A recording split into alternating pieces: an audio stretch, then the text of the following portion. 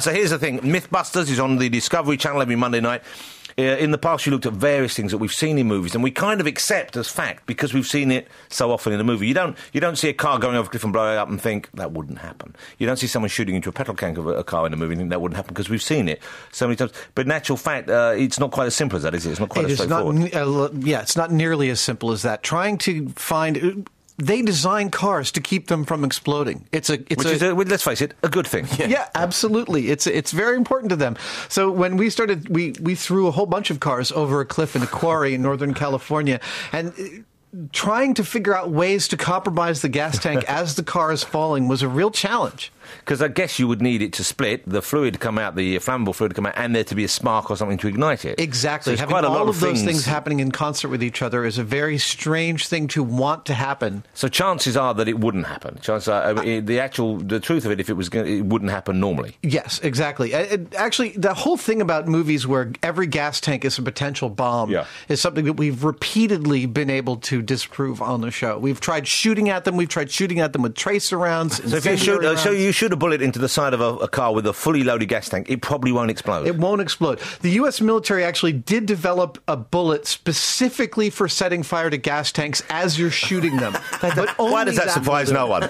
That's quite a handy bullet to have if you're making a movie, I guess. Exactly. So that would be a bullet that would itself exploded when it was inside. Yes, it's actually shooting flame out of its rear end. As I have also done on the show. The world is full of so much more, so many more wonderful things than I imagine. But it's got a bullet that shoots flame out of its rear end. And so these experiments then, are you ever disappointed, or you ever hear back from people saying, I'm glad you did it, I'm glad I know the truth, but I'm a little let down now because, in a way, the fantasy, the myth is more fun than the reality? No, I don't think... I've never had someone do that, and we don't mind if something that we love watching happen in movies turns out to be a busted myth. We're agnostic as to whether or not we want a myth to be proven plausible or busted.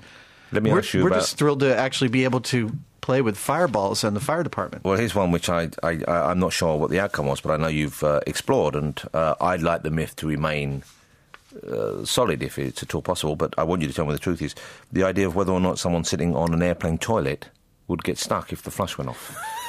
This is something we've all wondered. We've all been on planes, we've all seen toilets, many of us have used toilets. And the idea is that there's a sort of vacuum that might create if you had a large enough posterior wedged on top of the airplane toilet. What's the truth, sir? This is one of the earliest myths we tested on the show back in 2002. You started with the sensible stuff then. Well, we cast up a very large vinyl butt.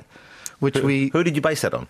We actually... did you take a mold? We scanned Jamie's intern, who was Carrie, who's now one of the hosts of the show, and then we had her digitally modify it to be a very large bottom.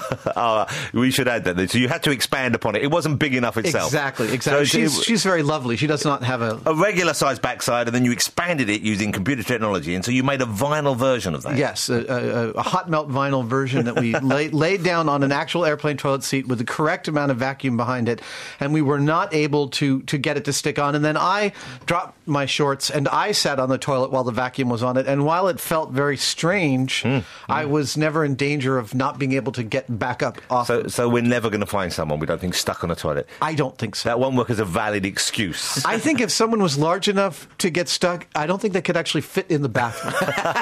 Well, maybe that's your next one. Let's find someone and actually grease the sides of the door and force them in and see if we can pull them out again. It could be a design feature of the bathrooms. They make them too small for Are there any ideas, any myths that you've wanted to bust that are either too big in scale or too difficult to recreate that you can't tackle? No, actually, we get this question a lot. We've pretty much been able to tackle everything we've wanted to. I mean, when we busted the myth that the moon landing was a hoax, we would have really preferred to have gone to the moon ourselves. Of course you would, But for the most part, the stuff that we don't do is often the stuff we can't figure out a truly visual way to do. I'd love to do a vinyl album versus CD versus MP3. In terms of sound quality. High fidelity myths would be great to me. Speaker cable versus coat hanger. Those kind of things. But finding a way to do that super visually so that the audience is really hearing the difference is kind of difficult. But do you know what the answer would be yet, or have you not? I have no idea. No, I'm dying to know. Vinyl. You think so? I have no idea. I'm just throwing that in. People shake their heads. I don't know. I don't think the MP3 most depends on which compression system you use. Yes. And it also depends on what you're listening to it in. Are you listening to it in your house or in your car or in a concert hall? MP3 compressions are all going to sound. But everyone says vinyl, so if you do, if you've got a good enough amplifier, you see. Yeah, but you imagine that the vinyl heads would be. If you've got a pretty amplifier with a nice little valves and tubes on it, they look good, don't they? Warmth. Have you tried to make a person out of dead parts and bring it back to life like Frankenstein? No, we have been lately. We've been sewing up body parts. We did a myth recently of someone who got their finger cut off by gases escaping from a revolver that they were shooting. They had their finger in the wrong place, and we proved that it was absolutely possible. And I had taken a bunch of chicken parts and bones and sewn up a very reasonable analog of a hand. It was terrifying. And so, what was the point of that? Just fun for you in a ghoulish way, or you actually? Well, it was. We wanted the really closest possible analog to the muscle, flesh, and tissue that are in the hand to see if the gases from the gun would cut through it. I see. You weren't trying to recreate the hand. You were just seeing whether or not you could cut through it with that. We wanted to give the gases an accurate finger to start slicing through. But you're not going to try and create a version of yourself out of old chickens? No. I think there's one is enough of both me and Jamie. I'd like to see that episode. I think we need to get finance for that. Yeah. What are you looking at? I'm just thinking about earlier about whether you should talk to Adam about the Swedish women and the bras. He's getting a bit, yeah. You see, you know what, Adam, I won't drag you into his sordid fantasy. Adam, can I just tell you, we haven't discussed Swedish women that's and a bras. myth. He's just made this up now, so he can. He does this every Tell week. him about the Swedish women in the bras. When they're sitting there, he pretends we've had this conversation, and we haven't even talked about Swedish women and bras, and now he's trying to drag you into his sad world. Adam, I apologise. Flammable bras. It's quite all right. You see, he's like a mad person. I don't know where. Now I'm starting to believe. What's wrong with you? What's wrong with you? I bring a friend in here to talk about science, and you drag it down to the gutter. Adam Savage is with us, ladies and gentlemen. Are you a scientist by profession? Were you a science teacher, or where do your kind of your credentials come from, Adam? My credentials come from curiosity alone. I have no advanced degree. I have 6 months of acting training from New York University, and that's about it. Get out. Get out. You're under. I've come to the conclusion you see under false pretenses. He's just a madman who wants to blow up kitchens, and he's just because you got the beard, you fooled everyone thinking you're science. Precisely. Let me ask you, before we part company, and I've very much enjoyed having you on the show. Before we part company, there are various things I know that you've talked about and looked into in the show. Things that we wanted to have now that we don't have, maybe. Things that we thought the future would hold for us years ago that it hasn't quite turned out the way. Things like flying cars, for example. That kind of I'm wondering where my rocket car is. I want to fly to work. But you could. But the technology is there for that kind of thing, I guess. The technology is somewhat there, but I also, when I think it all the way through, I think, well, San Francisco is one of the cities full of the worst drivers on the planet. Yep. I think, do I want to be flying through the air with these people? Maybe if they didn't fly too fast and you just bump gently into each other, it'd be quite fun. It'd be like sort of jostling forward in the queue, like bumper cars, tadpoles swimming towards big foam cars. What about hover boots? Any possibility we're going to see those? Yeah, jetpacks has been something that we well, they have one. There is a sort of a jetpack, isn't there? There is, but you can only fly for a minute. It's literally like 75 seconds of fuel. If you want to pop down the shops, is all I don't know. How fast it go? You cover quite a lot of ground. You can cover quite a lot of ground, but wherever you go, you have to hope that they've got enough fuel to get you back. And how do you get? Presumably, you can only really fly for half a minute if you're going up, because you've got to allocate the other half a minute for coming down and and moving forward through space. It's not what we were hoping. The cloak of invisibility.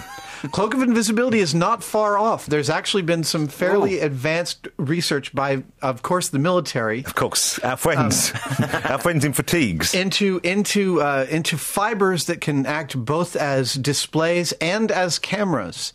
And be able to actually bend light around. There's several approaches. I mean, there's one as a video approach where you actually use the camera behind the person to project onto the front of what garment they're wearing. Then there's the idea of actually bending light to a certain degree. It's not like they'd be totally invisible, but so you wouldn't see them as clearly. It'd be a lot better than camouflage. Or the simpler thing to do, though, is just sign them up for Hogwarts School, and once they've mastered the basics, Expelliarmus, Invisibilibus, or whatever it is, and they're good to go. Adam, great having you, and I'm very much a big fan of the show, as the whole family are. If you haven't been watching at home, then give yourself a treat and tune into the Discovery Channel Monday nights at 9, and you'll see some fabulous myths busted on a regular basis by Adam and Jamie and the rest of the team. Adam, have a great stay here for the rest of the time in London. Thank you very much. Take care. Good to meet you.